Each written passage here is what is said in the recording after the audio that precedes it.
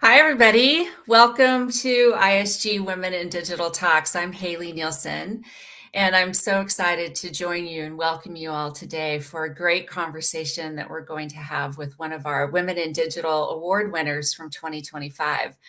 So I'm really lucky today to be joined by Sonal Vaidhya. She is the Global Head of Organization Development and Effectiveness at L&T Technology Services, or LTTS. And as I mentioned, she was the winner of our 2025 Women in Digital Women's Advocate Award. So if we could, let's bring Sonal on screen. Sonal, welcome. Hi, Ellie. How are you doing? I'm doing great. How are you doing today? I'm doing great. Good, all across the world in India. So thank you so much for taking the time to join us. It's been a pleasure and really looking forward to our conversation. Wonderful. Well, as I said up top, you were the winner of our 2025 Women's Advocate Award in our Women in Digital program. And I'm wondering if we could start there. Maybe just tell us a little bit about what being a women's advocate means to you. And Mhm. what role did that advocacy play in your choice of a career in your early journey? Sure, I think that's a great question. I think, I've always believed that when you really talk about being an advocate for women, it somewhere means that you're intentionally creating spaces for women to feel seen, heard, and honestly, just feel supported. Not only during moments when we are recognizing them, but pretty much in everyday decisions that shape their own aspirations and careers. So, somewhere at the core, I feel that when we look at advocacy about women, it's really centered towards fairness, accountability, and a belief in their potential. And that belief, if you were to ask me, really goes far beyond intent. It Hmm. should translate into actions. And the way most of the organizations want to translate it into actions, and I don't know how successful we've been out there, is really pretty much embedding it in our hiring, retention, and in our promotion practices, and creating a conducive environment for them to thrive and grow. I'm glad you mentioned that because you, in particular, in your role at L&T Technology Services, you focus on talent and helping leaders at LTTS develop talent pipelines. And in addition to that, you've got a whole portfolio, broad portfolio of talent development strategies for your organization.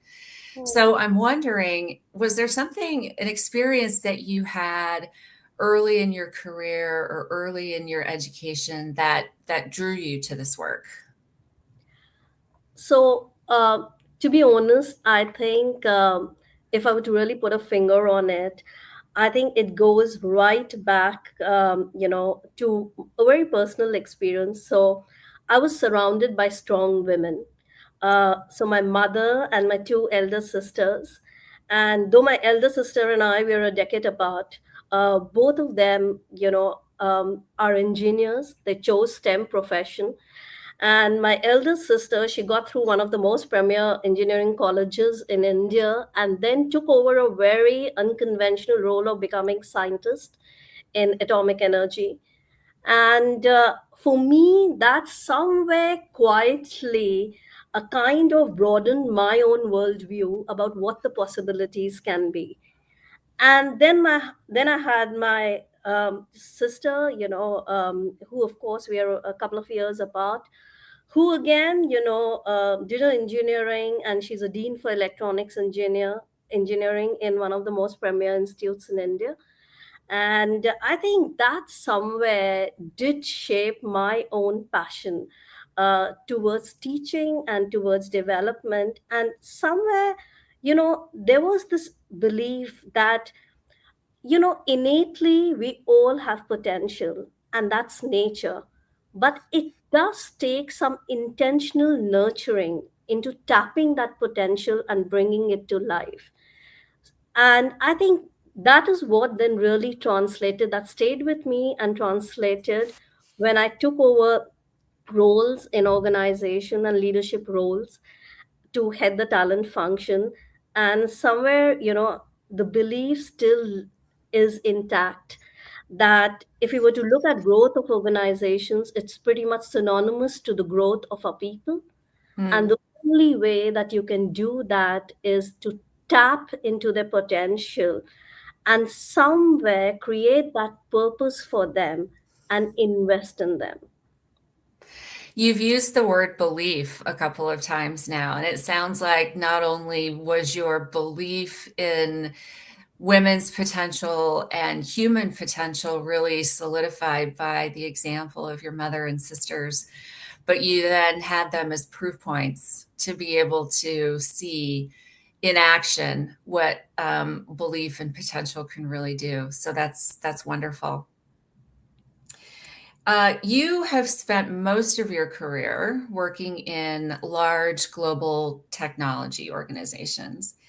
And we talk a lot here at Women in Digital about the need for supporting women in technology fields who remain a minority in many cases.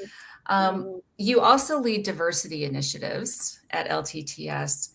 So I'm hoping you can share some ideas with us about how we can all improve female representation in technology fields and what some advice you might have for our audience, particularly those who are a little bit younger in their career, to persist in their aspirations in technology. Sure. So I think I'll answer the first part of the question. I think it needs a strategic commitment. Mm, And whenever we're driving any initiatives, and that initiate, so we pretty much conceptualized the entire initiative on gender diversity way back in 2014, and we called it Wings. And I think the reason why it really did take wings and it shaped the way it's really is right now, because it was pretty much an agenda which was held by the CEO. And I think it's very, very important when you want to drive an agenda like that, that it should have a strategic imperative. So I think that's the first thing that's really important. The second thing I think, which is very critical, is that you build the pipeline early in the organization. We can't be really waiting to fix gaps in the middle and the leadership team. We need to start nurturing, women as young leaders. And I think that's the paradigm shift that we are increasingly seeing in organizations, where organizations are now, pretty much tapping the early potential and nurturing them. I think the third one, which I think is a big one for us, especially in tech, is create the first break opportunities. So you have a lot of women who don't lack capability. They just lack the entry points. yeah. And introducing programs like we've introduced right now, like returnships, and creating platforms for them to come back. We call the entire initiative as Boomerang. So when women want to come back after a career break, we pretty much enable them through a well-sustained platform for 6 months, so that they can renew their confidence and they can come back to the workforce, with the full grill and ambition. So I think that's the third thing. And I think lastly, what I feel is that we should normalize visibility and unconventional roles for women. I think somewhere visibility signals possibility. And when you look at women in tech forums, women in tech, women in sales, I think we need to really normalize that visibility and make it more and more accessible for them. So, pretty much, design platforms for them, design inclusive system for them, which can bring all of this into full force. I want to highlight something you were talking about there, which is enabling women to come back with the full range of opportunities after they've taken a career break. And that sounds like it must have been something that you identified as a barrier to building a diverse talent pool. So it must have been something that you were really measuring And I know that benchmarking key metrics and measuring your diversity initiatives along those key metrics is really important to you. So, can you talk a little bit about what some of those measurements are, how you establish the benchmarks, and why having that system of measurement is so important to help you identify some of these barriers? Yeah, no, I think that's a great question. So, we're doing a lot under the umbrella of WINGS, which is our Gender Diversity Initiative. But at the end of the day, I think it's very, very important for us to have some tangible outcomes, because they pretty much, tell us how impactful our efforts have been. So, a Mm, couple of things that we measure, and these are the measurement parameters that we do report to the leadership team. The first one is, in its plain terms, just the percentage of women in the workforce. So we pretty much started with 16%. Today we're sitting at 20.6%. And our ambition is to be, by 2030, be at least have 30% women in the workforce. The second important one for us is the percentage of women that we hire every quarter, and we want to see that glide increasing quarter on quarter, so that and that is across echelons, that's across levels. So that's the second one that we measure. The third one is attrition. mm. And because we pretty much feel, and like the example that you just cited right now, if there is a way, because we do know that women at different stages of the career face different challenges. And pretty much all our programs are designed on three career stages. One is the entry, second is the mid, and the third is the leadership level. And I think if you do have practices around that, then retention of the women is something which is easier for us. And the fourth one, of course, is the promotion percentage. So the number of women that we're promoting internally, and I think that has been for us, I think, quite satisfying, because we've seen quite a rise around that particular parameter. So we have more and more women who are a part of our leadership pool, and more and more women who are taking up higher roles in the organization today. Congratulations. That's quite an accomplishment. As you know, oftentimes the lack of diversity persists in tech companies in particular. So, thank you for leading the way. You're such a strong leader. You've been recognized as a real force in the organization that you work in and in India in general, and I'm sure in other aspects of your professional and personal life.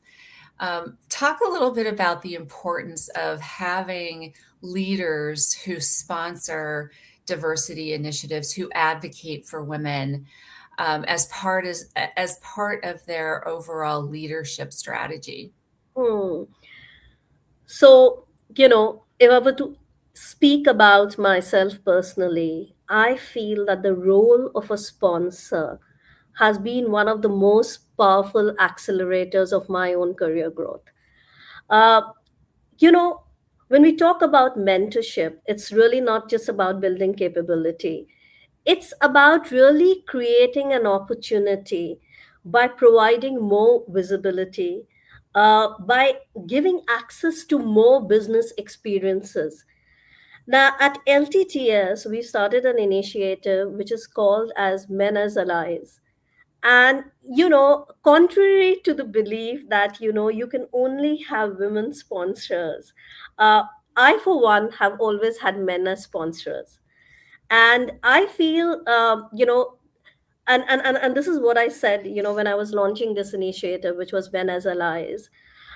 It's really wonderful to have them as allies, because sometimes we can put our blinders on and we can say this is the possibility for us.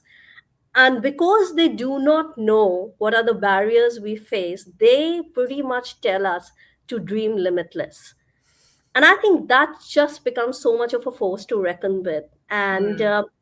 And this initiative which we launched, Men as Allies, we launched the initiative, and within 1.5 hours we had 840 men who Wow. came forward. Yeah, it was phenomenal. It was Wow. 840 men who came forward, and they said, we want to become sponsors. And I think that's one initiative which is really taking shape. And I think it's so much just reinstates the belief that, with the help of a sponsor, with the help of an ally, pretty much each and every woman can not only probably avenge into an area which is uncharted for her, but even have the courage to go whole hog and achieve anything that she wants to. What you're talking about is goes a little bit to my next question, Sonal, which is part of supporting women, particularly in technology organizations or Hmm. technology Hmm. oriented organizations, is Hmm. making those organizations culturally attractive to Yeah. particularly young women, but women in all stages of their career. You need to have an organization that's culturally aligned to women's aspirations and women's striving in Hmm. that way. Hmm. So, in addition to the story that you just shared about your ally initiative, what are some other ways that we can think about making our organizations more attractive for these kinds of diversity initiatives that Hmm. you've had so much success with? And Yeah. maybe what doesn't work, what you've seen Yeah, not work. absolutely. So I think what's worked for us, and like I was telling you, that our entire strategy around Wings is pretty much centered around the three career stages and around three pillars, which is hiring, retention, and development. So these are the three pillars. And I think some of the things that have really helped us in this journey, one is really creating some policies around flexibility. Mm, So pretty much, policies that can give them more choice, that can support their choices, and somewhere, help them in their work-life balance. So we have rolled out a lot of policies to that extent, which kind of helps them to have a more flexible way of working. uh, the second one is also a lot to do with creating psychological safety for them. So we do a lot of sessions around psychological safety. We do sessions like trust walks and trust talks. And it's pretty much about, creating that kind of an inclusive environment where they feel that there is no bias. They can be what they are, and they can bring that to full force in the organization. And I think that's really important, to boost their own confidence in their capabilities. The third one, of course, we spoke about, is around visible leadership sponsorship. And I think the last one, which we feel has played a very pivotal role, has been purposeful development pathways for them. So, some structured development initiatives for them, which gives them clear career choices without any compromise. And that has been an extremely deliberate and structured attempt, from our mm. side. And that, and this is going to be the seventh year where we're going to be doing that. And I think that's something that we've really seen the results plowing back into our leadership pipeline too. And all of these initiatives benefit all of your employees, right? Not just Yeah, women. So, yeah, yeah, absolutely. not just the women who are participating, but Yeah, new joiners, people that you're trying to recruit, commute people who maybe have moved on from on. L&T Technology Services, Yeah, right? yeah, Everybody's benefiting from this environment of purposeful development. I like that phrase that absolutely. you used. Good. And what doesn't work? Because, that was the latter part of your question.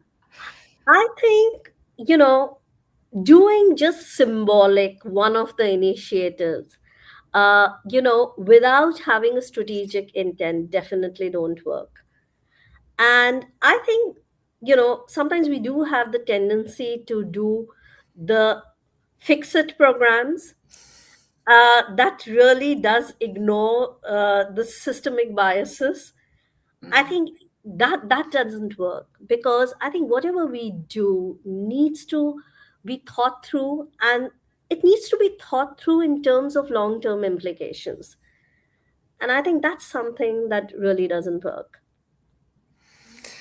That's very insightful, and I think that comes from your long experience in this, and you've probably tried some things and have learned a tremendous amount on this journey to arrive at such a well-developed and successful program. Let's shift gears a little bit and talk about AI. It must be a, a two-sided coin for you, where in talent acquisition, for example, Hmm. AI is automating a lot of the more administrative tasks and providing a lot of support for things like creating talent profiles and analyzing data. And then there's got to be another side of it for you as well, which is it's getting harder and harder to identify when AI is, potentially playing a factor in resumes, for example, or, Hmm.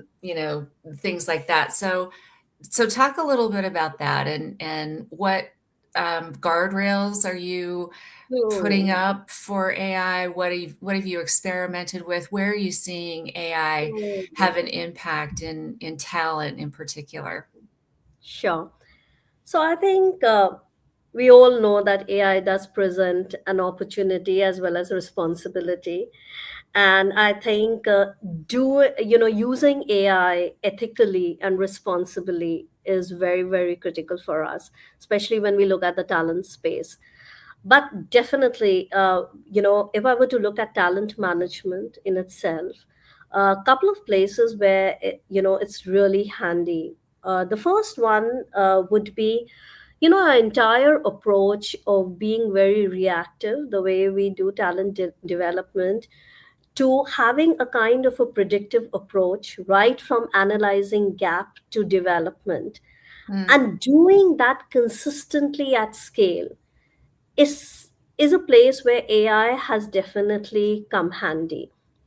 Uh, I do believe at this stage it's a great enabler for us.